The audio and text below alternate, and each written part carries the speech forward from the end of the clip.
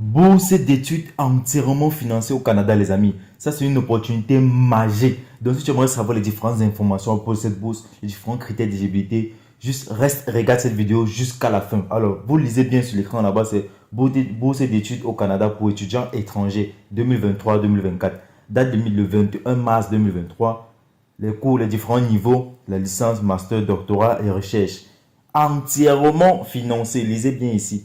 Entièrement financé. Alors, ouvert aux pays spécifiques. Donc, il y a les différents pays qui sont éligibles pour cette bourse. Ce ne sont pas tous les pays du monde qui sont éligibles. Donc, les amis, juste likez, partagez cette vidéo au maximum. Ça, c'est une opportunité assez rare. Et dites rare venant du Canada, en fait. Habituellement, il y a plus les bourses d'intention et les bourses partiellement financées. Mais aujourd'hui, je vous viens avec une bourse entièrement financée pour le Canada. Et on va aller sur le site de cette bourse-là. Alors, sans plus tarder, on va laisser les différentes informations à propos de cela. Bon, cette première partie-ci, je ne vais pas la lire, vous me connaissez en fait. Je vous laisse cette tâche de la lire. Bon, en fait, sur ce début, si on parle de la genèse, de quoi sera basée la bourse, etc.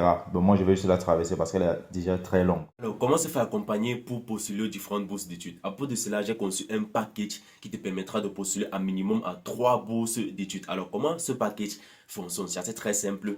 Dans mon groupe WhatsApp, en fait, je fais une série d'updates chaque semaine ou après chaque 2 semaines, en fait. Alors, dans ce groupe WhatsApp, je partage la liste des différentes bourses d'études pour lesquelles j'offre des différents accompagnements. Et dans cette liste, tu vas vérifier en fonction des différents critères d'éligibilité les bourses pour lesquelles tu es éligible. Lorsque tu vas trouver les 3 bourses pour lesquelles, ou peut-être si tu trouves juste une bourse, ça ne dérange pas, on peut postuler pour cette bourse-là en attendant que tu trouves les 2 autres. Alors, ce package fonctionne comment? C'est un package qui te permet de choisir 3 bourses d'études pour lesquelles tu es éligible ou pour lesquelles tu es éligible, autant pour moi.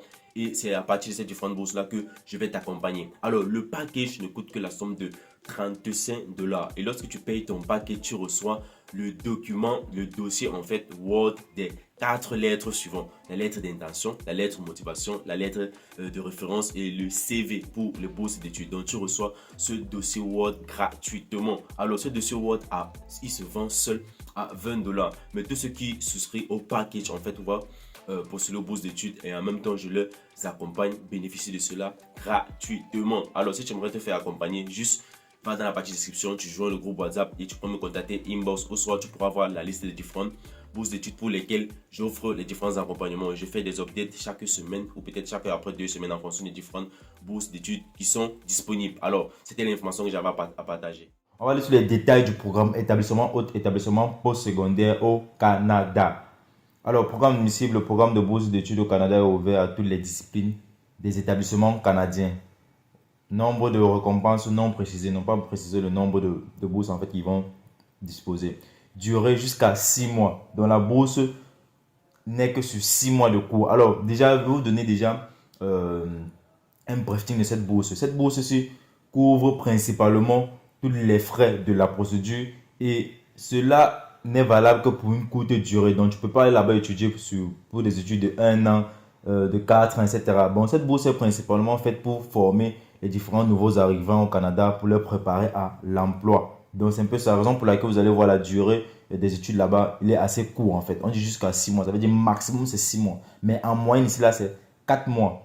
Alors, voici tous les différents pays éligibles pour cette bourse d'études pour pouvoir postuler. On a l'Algérie, le Bangladesh, le Burkina Faso. Donc, les Burkinabés qui regardent cette vidéo, likez et partagez la vidéo au max. On a l'Égypte, l'Éthiopie, le Ghana, les Ivoiriens. Maudit d'abord vous-même, les Ivoiriens. Alors, on a la Jordanie, le Kenya, le Libye, le Maroc, le Népal, le Nigeria, le Rwanda, le Sénégal. Aussi, le Lion de la Teranga. S'il vous plaît, likez et partagez cette vidéo. On a Taïwan, Tanzanie, la Tunisie, Turquie, l'Ouganda et l'Ukraine. Alors, voici les différentes informations, les différents avantages à propos de cette bourse. La valeur de la bourse varie en fonction de la durée de l'étude. La valeur maximale de la bourse est de 10 200 dollars canadiens pour les étudiants en premier cycle pour un minimum de 4 mois ou un semestre ou un trimestre universitaire d'études ou de recherche. Donc, vous allez bénéficier de 10 200 dollars canadiens pour un étudiant de premier cycle pour un minimum de 4 mois ou un trimestre universitaire. 12 200 dollars canadiens pour un étudiant de master et doctorat pour un minimum de 4 mois ou un trimestre d'études ou de recherche en fait. De 12 700 dollars canadiens pour les étudiants de master et doctorat pour une période de 5 à 6 mois d'études ou de recherche. Donc si c'est 4 mois, si c'est 5 mois, j'espère que vous comprenez déjà très bien. Alors, on dit la bourse sera utilisée pour les dépenses éligibles suivantes. Première dépense, les frais de visa ou de permis d'études ou de travail. Deuxième dépense, billets d'avion pour les boursiers seulement pour voyager au Canada par l'itinéraire le plus direct et le plus économique. Et le billet d'avion retour à la fin de la bourse. Donc, ça couvre les billets d'avion aller et retour. Mais vous allez passer par les différents itinéraires les plus rapides, les plus moins coûteux, en place économique. Alors, la bourse couvre votre assurance maladie, les frais de subsistance tels que l'hébergement, les services publics et la nourriture, les frais de transport terrestre, y compris un laissez-passer de transport public, et etc.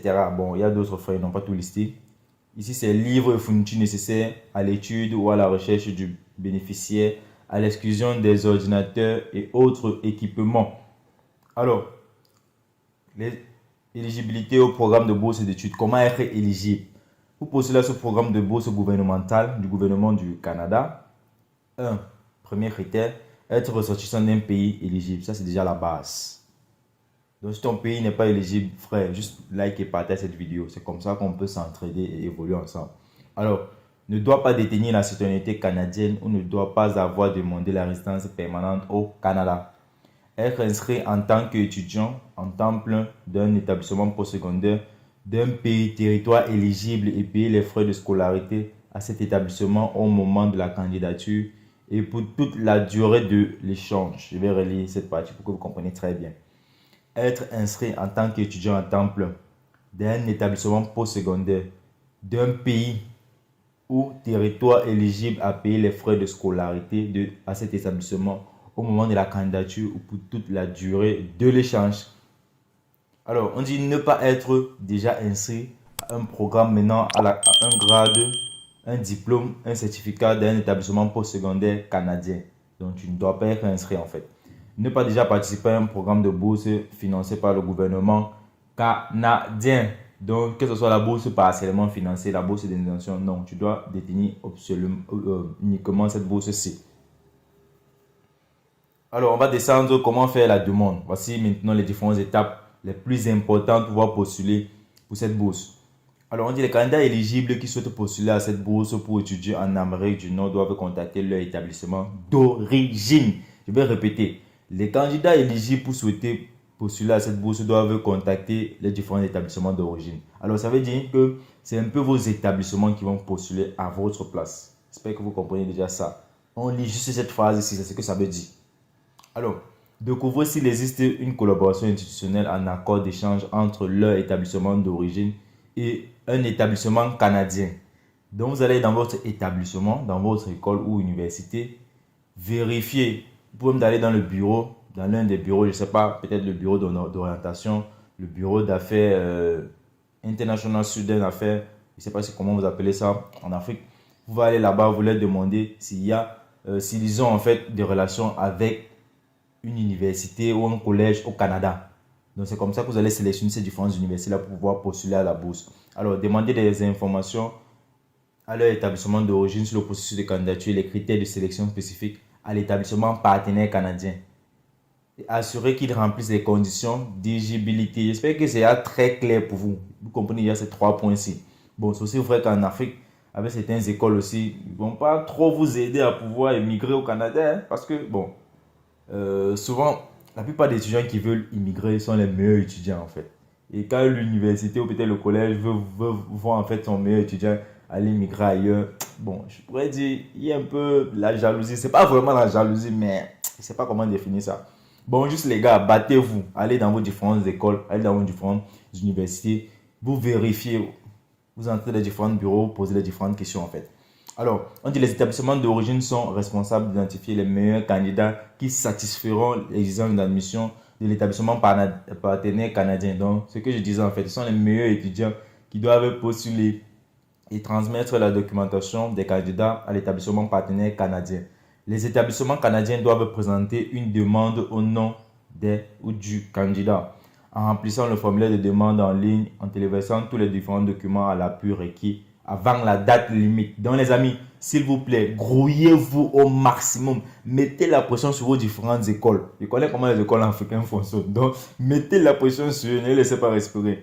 Alors, on dit les boursiers doivent commencer les études ou peut-être leurs recherches entre le 1er août 2023 et le 1er février 2024. Pour toute question, veuillez envoyer vos demandes à cet email-ci. Alors, on va aller sur le site de la bourse en question. Donc, s'il vous plaît, les amis, likez et partagez cette vidéo au maximum.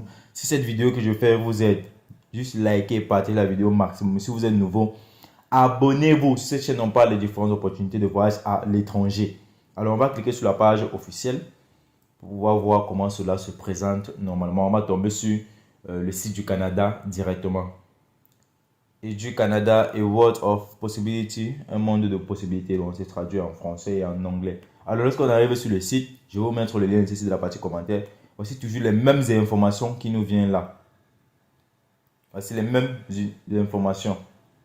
Voilà les critères d'éligibilité.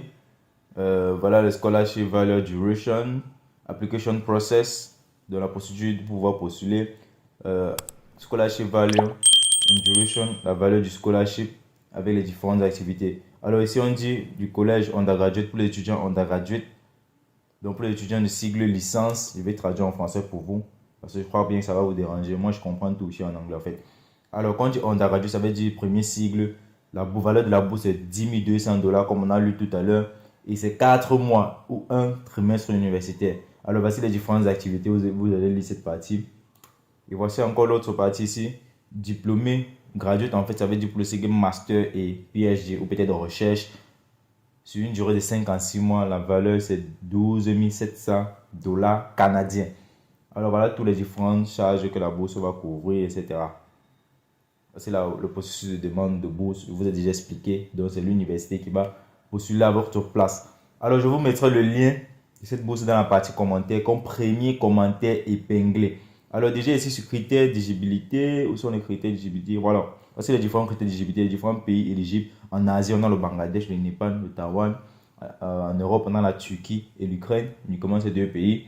Au Moyen-Orient et Afrique du Nord on a l'Algérie, l'Égypte, la Jordanie, le Maroc, la Tunisie. En Afrique subsaharienne on a le Burkina Faso, l'Éthiopie, le Ghana, la Côte d'Ivoire, le Kenya, le Nigeria, le Rwanda, le Sénégal, la Tanzanie et l'Ouganda. Alors déjà, moi il y a une question que moi je ne comprends pas en fait. Pourquoi quand ces personnes-ci ils divisent l'Afrique en deux? Ici ils ont dit l'Europe, ils ont mis la Turquie et l'Ukraine. Alors que ces deux pays ne sont pas situés dans le même endroit en fait. Ils n'ont pas divisé, ils n'ont pas dit Europe du Nord, Europe du Sud, etc. Ou peut-être Europe du Centre. Mais l'Afrique, ils disent l'Afrique du Nord et l'Afrique subsaharienne. Quelle est la différence? Le mot diamant d'abord. Alors les amis, déjà si vous avez aimé cette vidéo, juste likez et partagez-la au maximum. Moi c'est Franck pour la peut-être de la chaîne FP Opportunité de Voyage. Sur cette chaîne, on parle des différentes opportunités de voyage, d'immigration à l'étranger. Donc si tu es nouveau, n'hésite pas de t'abonner et de matcher la cloche de notification pour te toujours notifier des différentes informations et opportunités qui s'ouvrent à toi. Sur ce, peace out.